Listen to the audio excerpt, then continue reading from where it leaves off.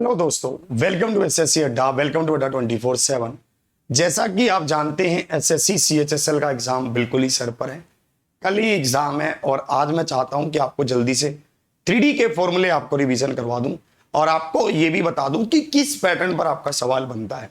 सबसे पहली बात, आपने अगर एडवांस मैथ को बिल्कुल भी नहीं पढ़ा है और आप ये सोच रहे हैं कि ये वीडियो मेरे काम का नहीं है, तो आप गलत सोच रहे हैं।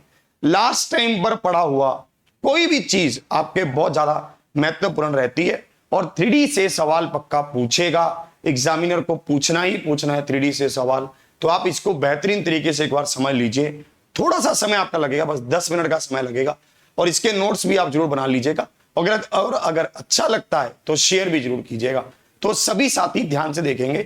सबसे पहले आपको 3D के फॉर्मूलों का थोड़ा सा बेसिक बता देता हूं कि फॉर्मूले बनते कैसे हैं। ये 3D में दो तरह की फिगर होती हैं, एक होती है रेगुलर, एक होती है इर्रेगुलर। अगर हम रेगुलर फिगर की बात करते हैं तो वो इस तरह की है, जैसे कि जो ऊपर से लेकर नीचे तक शेप को नहीं बदलती है, बिल्कुल सेम शेप रहती है। जैसे क्यूब है और इसी के तरह क्यूबॉइड है, सिलेंडर है, गोला है, ये सारी चीजें जो है वो रेगुलर शेप की हैं। और इर्रेगुलर शेप में जैसे ये क्या है, शंकु है। अगर आप इसको देखेंगे तो ऊपर आते आते ये बहुत ही बारीक सा हो जाता है, नीचे इसमें एक सर्कल है, तो इस कारण से ये इरेगुलर शेप की तरह है। ठीक है, अब आप समझेंगे। जो भी रेगुलर शेप रहती हैं उसमें हमारे पास दो तरह की चीजें पूछता है। एक तो होता है कर्व सरफेस एरिया या फिर लेटरल सरफेस एरिया, एक होता है टोटल सरफेस एरिया और तीसरा होता है वॉल्यूम। ध्यान से समझना। देखिए, जब कभी भी आपको कहेगा जब कभी भी कहेगा कि जो हमारे पास 3D फिगर है वो गोलाकार है, तो उसमें आप कर्व सरफेस एरिया कहेंगे, हिंदी में वक्र पृष्ठीय क्षेत्रफल कहेंगे। जैसे कि ये गोलाकार सरफेस है, ये है ना, और हमेशा इसी के एरिया को हम लेटरल सरफेस एरिया या कर्व सरफेस एरिया कहते हैं। जैसे अगर ये गोलाकार है तो हम कर्व सरफेस एरिया कहेंगे। अगर जैसे इसकी बात करते हैं, एक क्यूब की बात करते हैं, घन की बात करते हैं, तो इसके ये चारों दीवारों के एरिया को हम लेटरल सरफेस एरिया कहेंगे। सबसे पहले तो यही डिफरेंस है। दूसरा, लेटरल सरफेस एरिया में और टोटल सरफेस एरिया में कहूं तो क्या डिफरेंस है।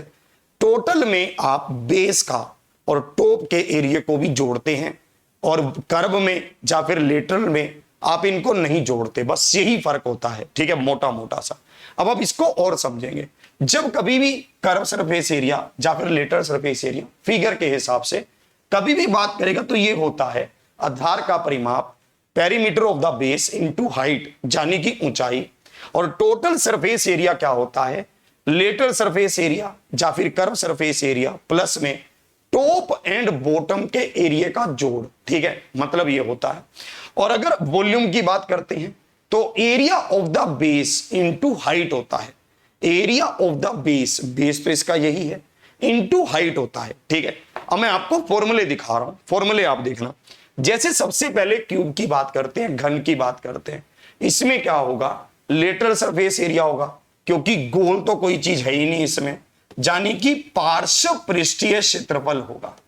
पार्श्व पृष्ठीय क्षेत्रफल क्या होगा, perimeter of the base, base का पेरीमीटर क्या है, 4a है, इनटू ऊंचाई यानी कि 4a स्क्वायर है, ये ध्यान रखना। इसी तरह से टोटल सरफेस एरिया, कुल पृष्ठीय क्षेत्रफल, ये क्या होगा, यानी कि 6a स्क्वायर होगा, क्योंकि नीचे का एरिया भी a स्क्वायर है और ऊपर का एरिया भी a स्क्वायर है, इसलिए 6a स्क्वायर होगा। वॉल्यूम क्या होगा, a क्यूब होगा, यानी कि area of the base into height, है ना। एरिया ऑफ द बेस क्या है, a स्क्वायर, हाइट क्या है a, तो a क्यूब होगा, ये भी ठीक है। चलो आगे बढ़ते हैं। इसी तरह से क्यूबॉइड की बात करते हैं। क्यूब और क्यूबॉइड में, घन और घनाभ में बस इतना फर्क है कि क्यूब की सभी भुजाएं बराबर होती हैं और क्यूबॉइड की तीनों भुजाएं अलग अलग होती हैं, लंबाई, चौड़ाई और ऊंचाई, यही फर्क है, और तो कुछ फर्क है नहीं। इसमें लेटरल सरफेस एरिया क्या होगा, perimeter of the base, perimeter क्या है इसका, आयत है, रेक्टेंगल है, 2 इंटू एल प्लस में बी इंटू एच। अगर आप इसको और आपने ऐसे याद कर रखे तो ये भी सही है, इसमें कोई दिक्कत है नहीं। और टोटल सरफेस एरिया क्या होगा, तीनों भुजाओं को एक एक बार गुना करो, जैसे एक बार एल बी को, एक बार बी एच को, एक बार LH को, और तीनों को जोड़ लो और 2 से गुना कर दो, तो ये टोटल सरफेस एरिया हो जाएगा। वॉल्यूम क्या होगा, इन तीनों भुजाओं की लंबाई का गुना होगा। सबको क्लियर है? चलिए और आगे बढ़ते हैं। ये क्या है, बेलन है, सिलेंडर है। सिलेंडर में क्या होता है, बेस पर भी सर्कल होता है और ऊपर भी सर्कल होता है, यानी कि वृत्त होता है। तो इसमें पर क्या होगा, कर्व सरफेस एरिया होगा, यानी कि वक्र पृष्ठीय क्षेत्रफल होगा। क्यों होगा, क्योंकि ये गोल में है। ठीक है, अब इसमें क्या है, perimeter of the base 2 pi r, perimeter है बेस का क्योंकि बेस सर्कल है, इंटू एच यानी कि हाइट है। टोटल सरफेस एरिया क्या होगा, 2 पाई आर एच प्लस में 2 पाई आर स्क्वायर, दोनों सर्कल का एरिया का जोड़ होगा। वॉल्यूम क्या होगा, पाई आर स्क्वायर एच होगा। वॉल्यूम क्या होगा, area of the base into height होगा। ठीक है, इस तरह से हम इसको भी याद कर सकते हैं। इसमें देखेंगे ये कोण है, ये एक शंकु है। शंकु में क्या होता है, हाइट होती है, रेडियस होता है, और ये स्लेंट हाइट होती है। स्लेंट हाइट यानी कि त्रियंक ऊंचाई होती है। त्रियंक ऊंचाई का मतलब क्या है, त्रियंक ऊंचाई का मतलब है एल। एल क्या है, एच स्क्वायर प्लस में आर स्क्वायर का रूट है, यही है। एच स्क्वायर प्लस में आर स्क्वायर का रूट है, यही है। अब इसको देखेंगे आप, कर्व सरफेस एरिया क्या होगा, पाई आर एल होगा। टोटल सरफेस एरिया क्या होगा, पाई आर एल प्लस में पाई आर स्क्वायर होगा। वॉल्यूम क्या होगा, 1/3 पाई आर स्क्वायर एच होगा। इसमें सर ये वो क्यों नहीं लग रहा, perimeter of the base into height, क्योंकि ये इररेगुलर है। ऊपर जाकर कैसा हो रहा है, ये छोटा सा हो रहा है, नीचे पूरा सर्कल है, इसलिए इसको भी ध्यान रखना। अब इसमें आना, ये क्या है, गोला, स्फीयर।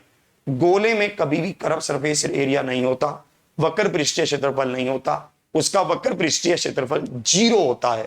और टोटल सरफेस एरिया क्या होता है इसका, 4 पाई आर स्क्वायर। वॉल्यूम क्या होता है, 4/3 पाई आर क्यूब। गोलार्ध हेमिस्फीयर की बात करते हैं तो इसमें कर्व सरफेस एरिया होता है 2 पाई आर स्क्वायर, यानी कि पूरे गोले के सरफेस एरिया का आधा। टोटल सरफेस एरिया क्या होता है, 3 पाई आर स्क्वायर। ये बहुत इंपॉर्टेंट है, एग्जाम्स में बार बार देखने को मिलता है क्योंकि गलती लग सकती है। इसमें एक सर्कल का एरिया और जुड़ जाता है क्योंकि ऊपर ये सर्कल भी है। और वॉल्यूम क्या होता है, 2/3 पाई आर क्यूब। तो इस तरह के क्वेश्चंस आपसे इससे रिलेटेड पूछ सकता है। इनमें एक चीज ध्यान रखना कि वॉल्यूम सबसे इंपॉर्टेंट है। क्यों, मैं ऐसा क्यों कह रहा हूं, वॉल्यूम इसलिए इंपॉर्टेंट है क्योंकि आपके एग्जाम में ये सवाल बहुत बनते हैं कि एक चीज को पिघलाकर दूसरी चीज में बदला गया है, परिवर्तित किया गया है, तो वहां पर वॉल्यूम सबसे ज्यादा काम आता है। तो इसलिए वॉल्यूम वाले क्वेश्चन को ज्यादा से ज्यादा रिपीट करिएगा, ज्यादा से ज्यादा रिवाइज कीजिएगा, और वॉल्यूम आप अच्छे से याद भी करके जाइएगा। तो सभी साथियों को ऑल द बेस्ट, सभी का एग्जाम अच्छा हो, फॉर्मूले अच्छे से रिवाइज कीजिए। अगर अच्छा लगा है तो ऑफलाइन कमेंट जरूर कीजिए, सेशन को लाइक जरूर कीजिए। अगर आप चाहते हैं कि मैं 2D के भी ऐसे ही फॉर्मूले आपको लेकर आऊं तो आप ऑफलाइन कमेंट जरूर कीजिएगा। आज का ये सेशन यहीं तक, अच्छे से नोट्स बनाइए, अच्छे से पढ़ के जाइए। जय हिंद, जय भारत।